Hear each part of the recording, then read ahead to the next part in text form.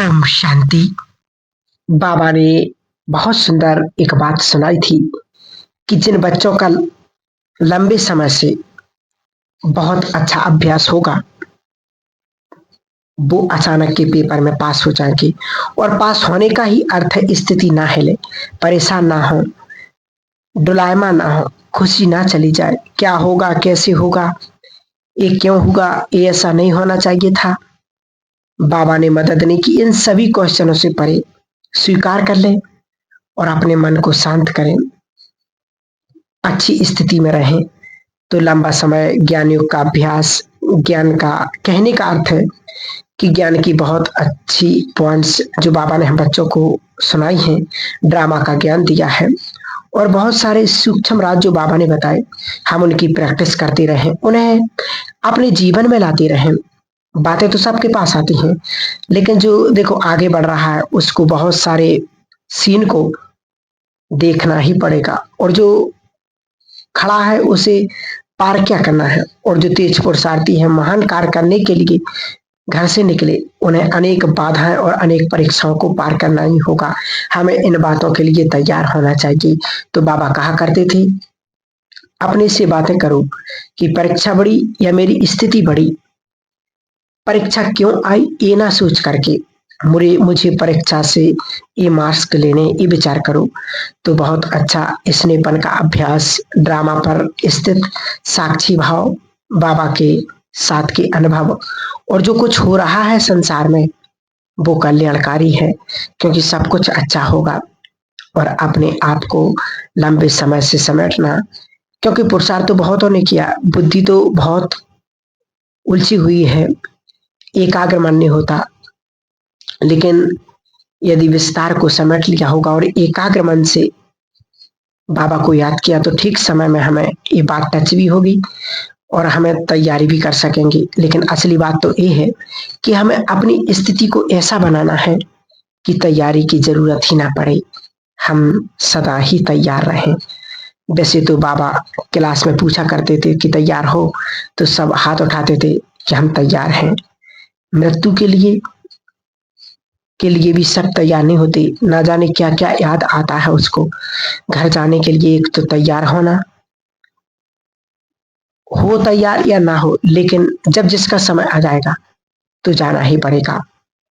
लेकिन तैयार बहुत सहज भाव से जाए, हमें कोई मोह, कोई जंजाल, कोई चक्र भी हमें बांधे ना, फंसाए नहीं, क्योंकि हमें अपने सारे महान कार्य पूर्ण कर लिए, हम निश्चिंत हो गए हों, बिल्कुल एकदम अशरीरी आत्मा बन गए कि भगवान इस धरा पर आए और वो हमें सब कुछ देने के लिए आए और हमने सब कुछ उनसे ले लिया। ऐसी आत्मा सहज भाव से जाएगी, बाकी तो सब पश्चाताप करके ही जाएंगी, कोई परेशान होकर के जाएंगी। तो हमें विश्व का कर्तव्य पूरा करना है और ऐसा समेट करके रखना है अपने आप को, बुद्धि के विस्तार को ऐसा एकाग्र करना है, इशारा मिले और हम सहज देभान से मुक्त होकर के वापस चले जाएं। अचानक कुछ घटना हो जाए तो हम उसमें अचल अडोल रहें, क्योंकि अभी जो पेपर आ रहे हैं संसार में और जो आएंगे तो सबकी दिनचर्या ऑटोमेटिक चेंज हो जाएगी। और हम सब देख रहे हैं कि अब पेपर दिन प्रतिदिन बढ़ते ही जा रहे हैं, समस्याएं बढ़ती ही जा रही हैं, बीमारियां बढ़ती ही जा रही हैं। ऐसे समय में स्वयं को सदा सेफ रखने के लिए बाबा की एक श्रीमत, बाबा का साथ, बाबा की याद, बाबा का मदद ही हमारा रक्षा कवच बनेगी। इसलिए अब बाबा को साथ रखने का, बाबा की मदद का अनुभव करने के लिए हमें बाबा को रोज अपने घर में जरूर निमंत्रण देना है। दिन में कम से कम 5 बार अपने घर में बाबा को जरूर बुलाएं, 1 मिनट उसको निमंत्रण दें। तो जब भगवान आपके घर में आने लगेंगे तो सारी नेगेटिविटी, सारा पाप का प्रभाव, समस्याएं, बीमारियां सब समाप्त हो जाएंगी। इसलिए अपने आप को पावरफुल बनाएं कि कैसा भी समय हो, विकराल से भी विकराल समय हो, परंतु हम उस विकराल समय में ना हिलें, हम अपनी स्थिति को ना डगमगाना करें, क्योंकि सबके जो लक्ष्य हैं उसको याद करें। क्योंकि ये समय ऐसा है, किसी को पैसे की कमी पड़ेगी, किसी की जॉब जाएगी, किसी को बीमारियां आएंगी, किसी के घर में झगड़े बढ़ेंगे क्योंकि अचानक का पेपर होगा, क्योंकि हम एक कल्पना भी नहीं कर सकते। सोचो कि जो पहला पेपर आया था उसमें कितनी आत्माएं हलचल में आ गई थी। उस पहले पेपर को देख करके लोग घबराने लगे, बाबा से भी शिकायतें करने लगे थे कि बाबा एक कैसा समय आ गया है, हम बिल्कुल एक्सेप्ट करें, क्योंकि अब इसके बाद भी बहुत सुंदर समय आने वाला है। इसलिए जो महान आत्मा है इस सृष्टि की, उनके लिए तो बाबा का इशारा है कि उन्हें सारे महान कारक करके ही वापस जाना है, क्योंकि सभी अपने कर्मों के अनुसार अपने आप वापस जाना है। तो समय रहते अशरीरपन का बहुत अभ्यास करें कि बाबा मेरे साथ है, अंत में उसके सिवाय किसी की याद ना आए, उसके लिए हम अभी से तैयार करें और हम चेक करें कि कहाँ कहाँ मेरा मन बुद्धि भटकी तो नहीं है। तो अपने आप को अनुभवी बनाएंगे और अपने आप को एवर रेडी भी बनाएंगे, क्योंकि इस संगम के द्वार में सब कुछ देखते हुए अपने पुरुषार्थ को सुंदर बनाते चलेंगे। कईयों के मन में ये भी आता है कि ये पेपर तो अभी और पेपर आएंगे, तो कुछ अचानक के भी आएंगी। तो अचानक के पेपर में यदि कि मेरे पास ऐसा पेपर आ जाए या कोई माता के सामने ऐसा पेपर आ जाए, तो उसके साथ उस समय हम क्या संकल्प करें? तो हम जितना देवभान से मुक्त होंगे, चिंताओं से मुक्त होंगे, उतने हम आगे बढ़ते जाएंगे।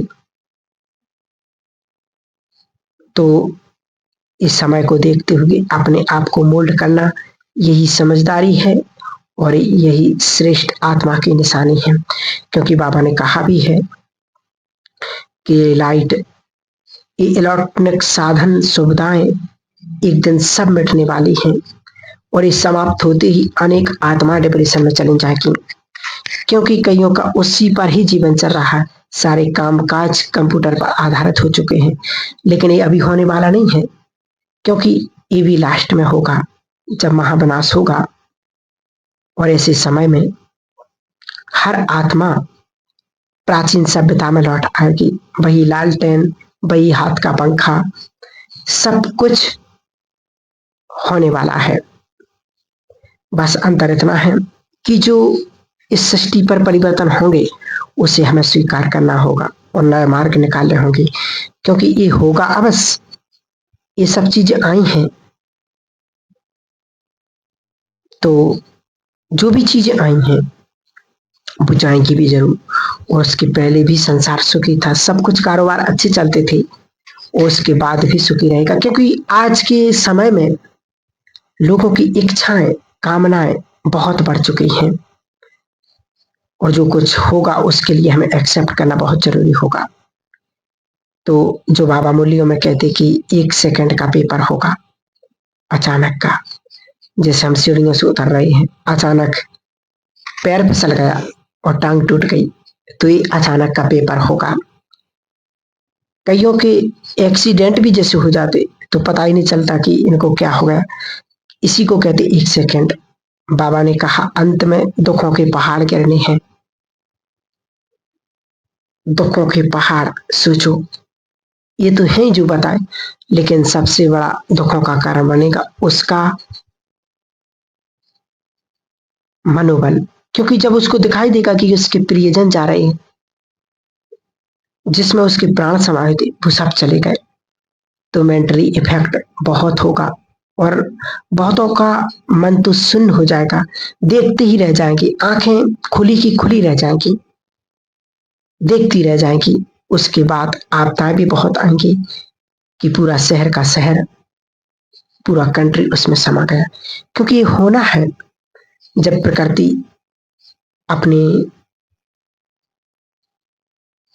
मेन स्वरूप में आएगी, जब विकराल स्वरूप में आएगी, तो बहुत से देश के देश उसके मुख में चले जाएंगे, सिर्फ भारत को छोड़ करके, और सारा संसार जलमग्न हो जाएगा। तो ये स्थिति आएगी, उसका बुरा इफेक्ट उन पर बहुत पड़ेगा। ये होंगे दुखों के पहाड़, और ये उन पर नहीं जो नष्ट मोहा होंगे, जो इस स्मृति में रहेंगे कि ये तो खेल पूरा हो रहा है, मरने वाले तो शरीर है, आत्मा तो अपने घर मुक्ति धाम में जा रही है।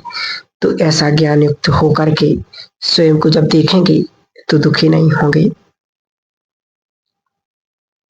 और बाबा ने कहा है कि तीव्र पुरुषार्थी वही जिनको समय पर ज्ञान याद आ जाए। परंतु कईयों के मन में इस संकल्प आता कि जब कोई परिस्थिति आती, समस्या आती है, तो उस टाइम पर ज्ञान भूल जाते हैं। तो उसके लिए हम कौन सा अभ्यास करें? एक बहुत सुंदर बात बाबा ने बताई है। इसके लिए आप गांठ बांध लें कि ज्ञान की कुछ ऐसी बातें अपने आप में लिखो कि जो स्थिति को अचल अडोल बनाए, स्थिति को पावरफुल बनाए, शक्तिशाली बनाए, जो हमें निर्भय बना दे, बेफिक्र बादशाह बना दे। जो पॉइंट याद करते ही हमारा जीवन खुशियों से भर जाए, ऐसा हमें अपने आप को उन संकल्पों में बांधना है। ठीक है। ओम शांति।